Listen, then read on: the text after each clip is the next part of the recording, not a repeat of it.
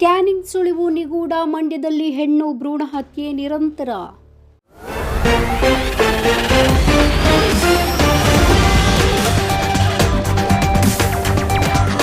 ಮಂಡ್ಯ ಜಿಲ್ಲೆಯಲ್ಲಿ ಹೆಣ್ಣು ಭ್ರೂಣ ಹತ್ಯೆ ನಿರಂತರವಾಗಿ ನಡೀತಾ ಇದೆ. ಈ ಅಮಾನುಷ ಕೃತ್ಯಗಳಲ್ಲಿ ತೊಡಗಿರುವವರು ಕಾನೂನಿನಿಂದ ತಪ್ಪಿಸಿಕೊಳ್ಳುವುದಕ್ಕೆ ಹೊಸ ವಿಧಾನಗಳು, ತಂತ್ರಗಳನ್ನು ಅನುಸರಿಸ್ತಾ ಇದ್ದಾರೆ.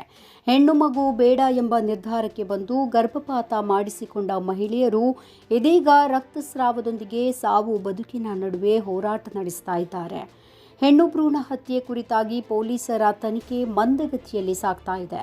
ಪ್ರಕರಣ ಬಯಲಿಗೆ ಬಂದು 1 ತಿಂಗಳಾದರೂ ಕೂಡ ಪ್ರಮುಖ 3 ಆರೋಪಿಗಳು ಪತ್ತೆಯಾಗಿಲ್ಲ. ರಕ್ತಸ್ರಾವದಿಂದ ದಾಖಲಾದ ಮಹಿಳೆಯಿಂದ ಕೆಲವೊಂದು ಮಾಹಿತಿಗಳು ದೊರೆತಿದೆ ವಿನಃ ಹೆಣ್ಣು ಭ್ರೂಣ ಹತ್ಯೆ ಪ್ರಕರಣದಲ್ಲಿ ಪೊಲೀಸರ ತನಿಖೆ ಚುರುಕಾಗಿ ನಡೆಯುತ್ತಿಲ್ಲ ಅಂತಾದರೂ ಕೂಡ ಮೇಲ್ನೋಟಕ್ಕೆ ಇದು ಕಂಡು ಬರ್ತಾ ಇದೆ.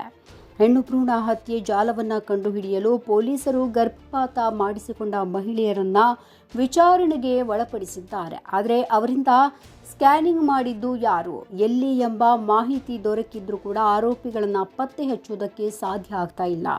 ಗರ್ಭಿಣಿಯರನ್ನ ಮಧ್ಯರಾತ್ರಿ ಕಾರಿನಲ್ಲಿ ನಿರ್ಜನ ಪ್ರದೇಶಗಳಿಗೆ ಕರೆದೊಯ್ದು ಸ್ಕ್ಯಾನಿಂಗ್ ಮಾಡಲಾಗ್ತಾ ಇದೆ. 2 ರಿಂದ 3 ನಿಮಿಷದಲ್ಲೇ ಭ್ರೂಣ ಪತ್ತೆ ಮಾಡಲಾಗ್ತಾ ಇದ್ದು ಅನಂತರ ಗರ್ಭಪಾತಕ್ಕೆ ಕಳುಹಿಸುತ್ತಾ ಇದ್ರು ಅಂತ ಗೊತ್ತಾಗಿದೆ. ಹೆಣ್ಣು ಭ್ರೂಣ ಹತ್ಯೆ ಪ್ರಕರಣಗಳಲ್ಲಿ ಗರ್ಭಪಾತಕ್ಕೆ ಒಳಗಾಗುವ ಮಹಿಳೆಯರ ಪತಿಯರ ವಿರುದ್ಧ ಕೂಡ ಪ್ರಕರಣ ದಾಖಲಾಗಿರುತ್ತೆ.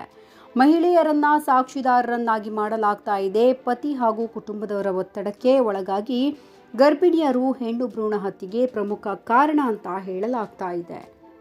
ನಮ್ಮ ಈ ವಿಡಿಯೋ ನಿಮಗೆ ಇಷ್ಟ ಆದಲ್ಲಿ ಲೈಕ್ ಮಾಡಿ, ಶೇರ್ ಮಾಡಿ, ಕಮೆಂಟ್ ಮಾಡಿ ಮತ್ತೆ ಸಬ್ಸ್ಕ್ರೈಬ್ ಮಾಡಿ.